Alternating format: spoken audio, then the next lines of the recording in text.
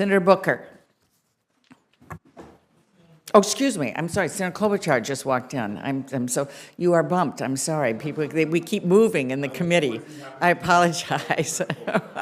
I apologize. I didn't. I didn't have another committee hearing next. Yes, Third yes. one, I would. I want to thank all of our members, including the chairman of Judiciary Okay. Committee, who are going back and forth and back and forth. So appreciate it. But Okay. Senator Klobuchar, you are next. All right, thank you. First of all, thank you for your good work. And Minnesota has a long history, way back to Hubert Humphrey, was involved in nutrition programs, and we care a lot about them.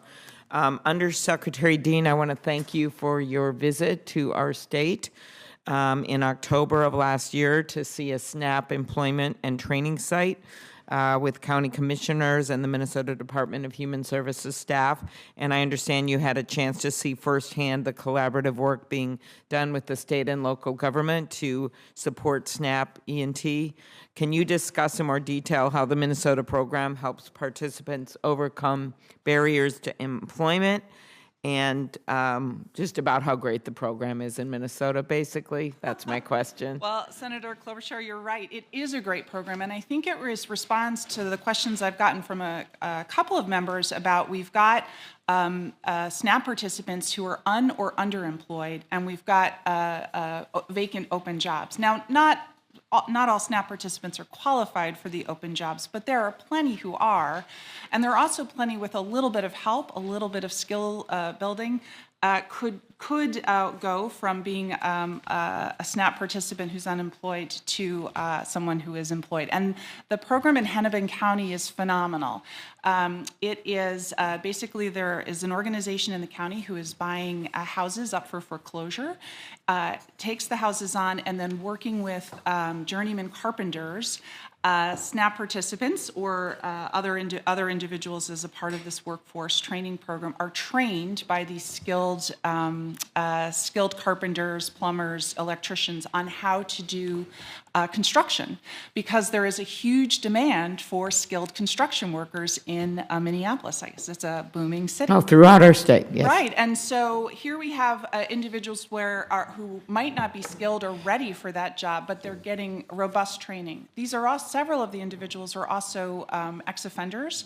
So they had some issues they had to work through with getting a driver's license, in some cases learning to drive, dealing with some of the barriers that they have to work, and the program offered them an afternoon a day to do that. Thank you. Just to move to the rural part of our state, could you talk about how USDA will support expansion of SNAP online to small and independent retailers who may face challenges implementing SNAP online? And it's not just rural, but it would be particularly helpful there, I think.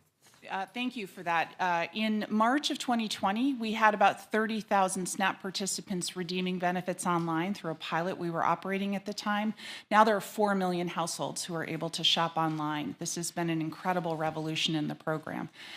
Interestingly enough, it's only about 180 retailers, in many cases representing thousands of outlets who are on board with us, and about half of them are small and independent grocers. It is our absolute priority to focus on supporting small and independent grocers, whether they be in the city or rural, to be able to join. They don't have payment platforms. They may not have a staff of accountants and technologists to help them stand up the work. So we've given a grant to the National Grocers Association to work directly with those retailers to help bring them on board. Okay, thanks. Last question. Food banks in our state, like Second Harvest Heartland, have seen a 40% reduction, about 7 million fewer pounds in federal commodities in the last year, while USDA recently announced another $943 million in purchases. It likely will not be able to fill the gap. The program has to remain responsive to excess supply, increased demand.